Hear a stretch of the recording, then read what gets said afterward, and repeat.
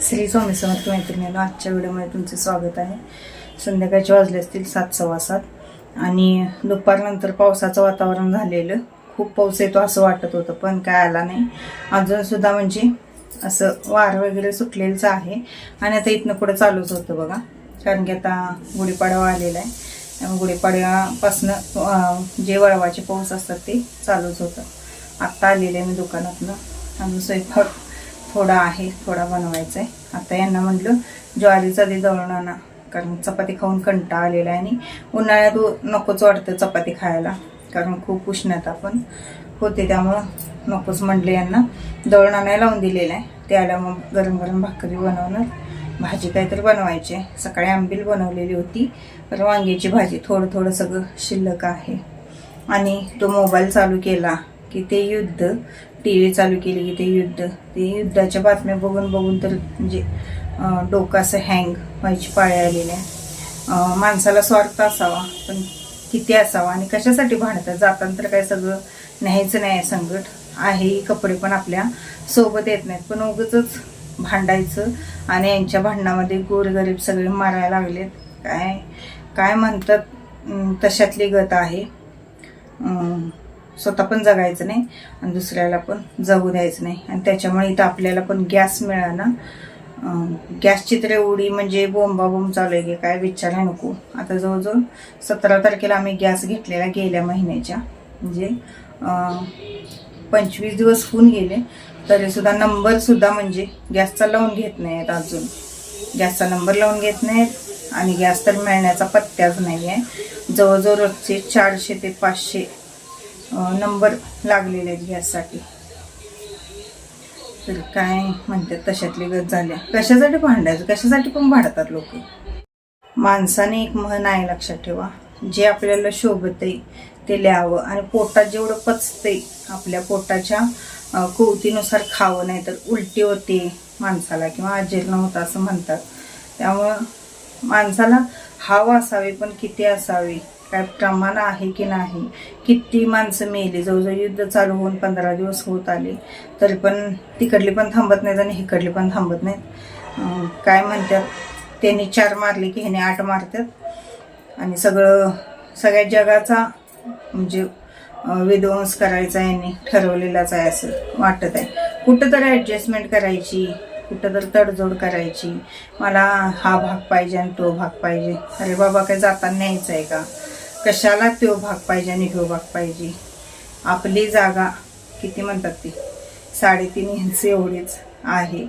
आपली जागा 3.5 फूट काय 3.5 इंच म्हणतात तेवढीच आहे.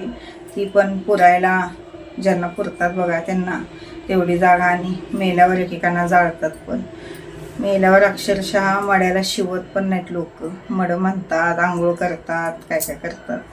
आणि आपण जिवंत असोपर्यंत खरं सुख कशात आहे लोकांनी कळतच नाही.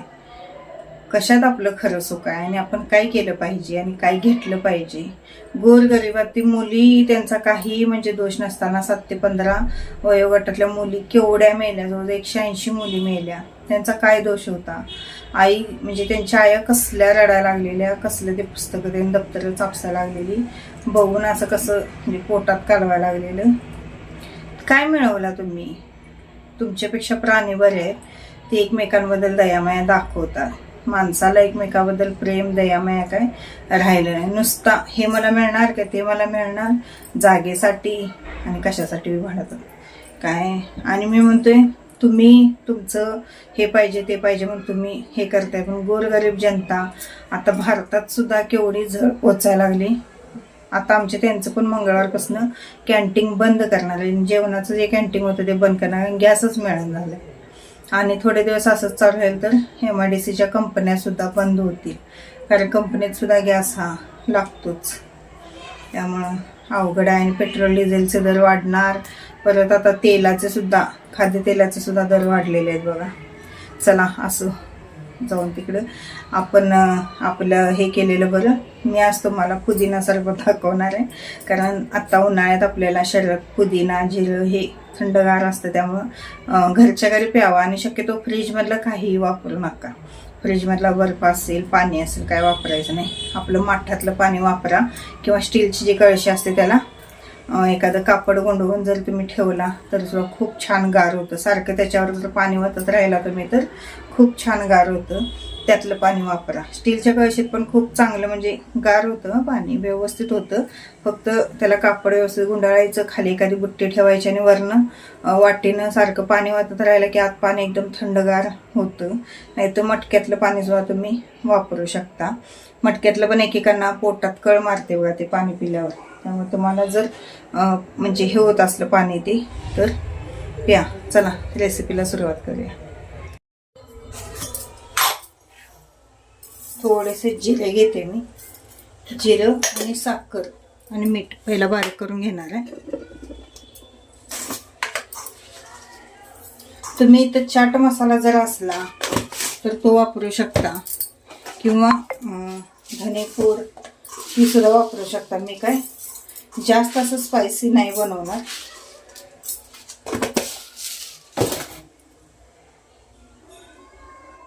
आता आपण हे जिरे पुडते बारीक करून घेतलेले.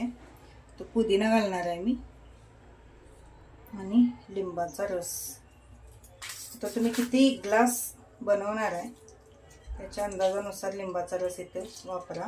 लिंबू तर खूप महाग आहेत आता, कारण आता उन्हाळा आहे त्यामुळे लिंबू फार महाग आहेत. ते मिक्सरला आपण व्यवस्थित वाटून घेतलेलं आहे. तर आपण आता हे गाळून घेतला तरी सुद्धा चालेल.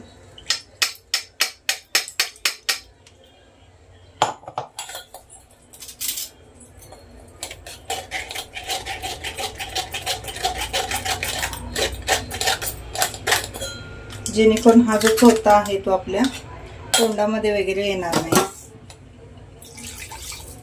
सगळं पाणी घालून व्यवस्थित गाळून घ्यायचं.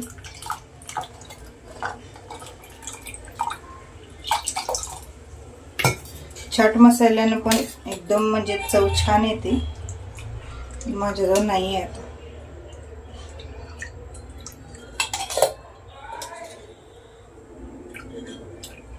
असं जर सिरप तुम्ही काचेच्या बाटलीत भरून ह्याला ठेवला फ्रीजला तरी सुद्धा आलेले आपण करून प्यायला चालतो. मग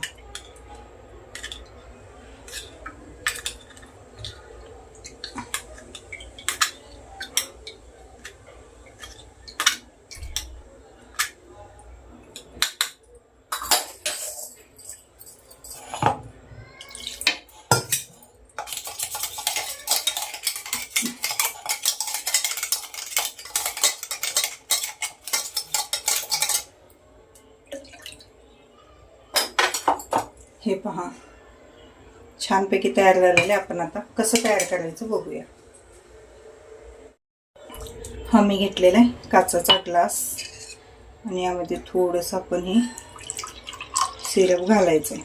आता मी इथं साधी साखर वापरलेली आहे. तुम्ही इथं खडी साखर जरी वापरला तरी सुद्धा चालेल. आणि यामध्ये पाणी ॲड करायचं आहे. अशा पद्धतीने पाहिजे असली तुम्हाला वरून अशी पुदिन्याची पानं वगैरे घालून पिऊ शकता. हे पहा मस्तपैकी असलं पुदिना सरबत आपलं तयार झालेलं आहे. आणि पौष्टिक, मुलांना सुद्धा असं रसना वगैरे देण्यापेक्षाही छान आहे. मस्त झालेलं आहे. जिरं पुदिना याचा स्वाद आणि साखर मीठ मस्त लागत आहे. करून बघा आणि कमेंटद्वारे नक्की कळवा मला. आणि लहान मुलांना रसना वगैरे देण्यापेक्षा, बाहेरचं कोल्ड्रिंक्स देण्यापेक्षा असं हे करून दिलेलं, सरबत करून दिलेलं पुदिन्याचं जिऱ्याचं खूप चांगलं असतं. कारण जिरं पुदिना हे उन्हाळ्यामध्ये आपल्या शरीराला थंडावा देण्याचं काम करतं. त्यामुळं करून बघा नक्की तुम्ही. आणि रेसिपी कशी वाटली, व्हिडिओ कसा वाटला ते मात्र कमेंटद्वारे नक्की कळवा. कारण कमेंट लाईक आले की मला सुद्धा खूप छान वाटतं. त्यामुळे लाईक आणि कमेंट करत जावा. म्हणजे त्याला काही कोणते पैसे पडत नाहीत. बिन पैशाचंच म्हणजे आपल्याला ते होऊन जातं. फक्त तुम्ही एक बटन दाबला की लाईक होतं. तर लाईक आणि कमेंट मात्र करत जावा. भेटूया उद्याच्या व्हिडिओमध्ये. स्वयंपाक बनवते कारण हे नाईट शिफ्टला जाणार आहे.